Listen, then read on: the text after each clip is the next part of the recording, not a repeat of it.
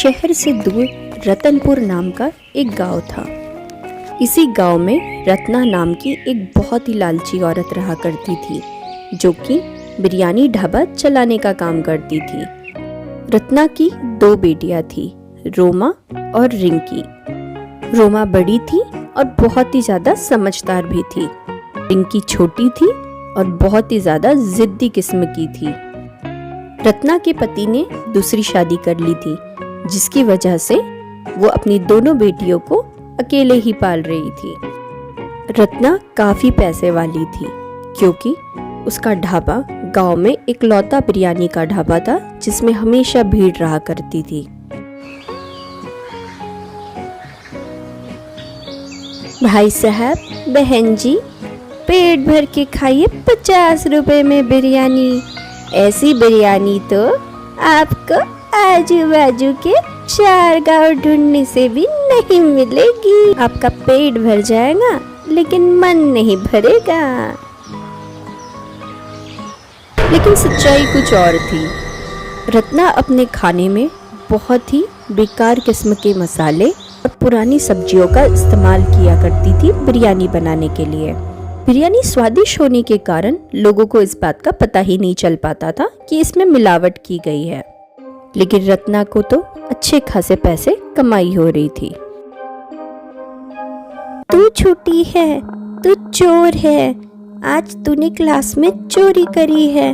आने दे, मम्मी को मैं बताऊंगी कि तू चोरी करती है। दीदी, अगर आपने ऐसा बताया मम्मी को, तो मैं भी बता दूंगी।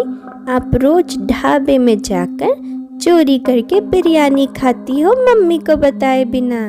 एक चुटकी मम्मी को मत बताना, वरना मेरी पिटाई हो जाएगी। दोनों बच्चियों का शोर शराबा सुन रत्ना वहां आ जाती है। क्यों शोर मचा रही हो तुम दोनों? क्या हो गया है? शाम हो गई है, होमवर्क कंप्लीट किया तुम दोनों ने कि सिर्फ लड़ाई झगड़ा कर रही हो? नहीं मम्मी, हम ना लड़ाई नहीं कर रहे थे। हम ना वो सॉन्ग की प्रैक्टिस कर रहे थे। हमारे स्कूल में सिंगिंग कंपटीशन है, तो उसी की प्रैक्टिस कर रहे थे हम दोनों। तुम्हारी प्रैक्टिस हो गई हो तो चलो खाना खा लो और सो जाओ। कल स्कूल भी जाना है और मुझे भी बहुत ज़्यादा काम है। बहुत ग्राहक आ रहे हैं अभी दुकान पे। ऐसा कहकर रत्ना वहां से चली जाती है। कुछ समय बाद की बात है। एक दिन शाम को जब रत्ना दुकान से वापस आती है, तभी उसकी छोटी बेटी उसे बताने लगती है, मम्मी, आज गांव वाले बात कर रहे थे कि हमारी बिरयानी में मिलावट है और वो बहुत ही ख़राब क्वालिटी की होती है। बेटी, गांव वाले तो हमसे जलते हैं, इसीलिए मनगढ़ंत कहानियाँ बोलते रहते हैं। हाँ मम्मी, आप सही कह रही है। हमारी बिरयानी सबसे अच्छी होती है, इसीलिए गांव वाले हमसे जलते हैं। बच्चियों, अगर कोई भी आके तुम्हें कुछ भी कहता है ना, तो मुझे आके बता दिया करना, मैं देख लूँगी। और तुम दोनों चिंता मत करो, हमारे यहाँ बहुत अच्छी बिरयानी बनती है, इसीलिए गांव वाले हमसे जलते हैं। अरे बद्री, अरे रामू, कहाँ जा रहे हो दोनों? आज बिरयानी खाने का मन कर रहा है। रत्ना के ढाबे पे चलो। सुना है बड़ी ही स्वादिष्ट बिरयानी मिलती है उसके ढाबे पे। अरे घसीटा, तेरा क्या दिमाग खराब हो गया है जो उस रत्ना के ढाबे पे खाना खाने जा रहा है? उसके खाने को खाकर आधा गांव बीमार हो गया है। नहीं भाई, मुझे कोई शौक नहीं है बीमार पड़ने का। वैसे भी उसकी बिरयानी में आजकल वो बात नहीं है, ऊपर से मिलावटी। देख भाई, मेरा काम है तुझे आगाह करना। आगे तेरी मर्जी, जो करना है वो कर। जान प्यारी हो तो उसके ढाबे की बिरयानी मत खाना। वहीं दूसरी ओर रत्ना इस बात से परेशान थी कि अचानक उसकी दुकान पे ग्राहक कम कैसे हो गए। तभी गांव की ही एक महिला उसके दुकान पे आती है। अरे ओ रत्ना बहन, आज ग्राहक नहीं है तुम्हारी दुकान पे? क्या बात है? धंधा कहीं मंदा तो नहीं हो गया। क्या बताऊँ बहन, आजकल जो थोड़े ग्राहक आ रहे थे अब वो भी नहीं आ रहे हैं। पता नहीं ऐसा क्या हो गया है। ऐसा ही हाल रहा तो ये बिरयानी ढाबा मुझे बंद करना पड़ जाएगा। तुम कुछ भी कहो, लेकिन मैं भी जानती हूँ कि तुम बिरयानी में मिलावट करती हो, इसीलिए गांव का कोई भी व्यक्ति तुम्हारे ढाबे पे नहीं आ रहा है बिरयानी खाने।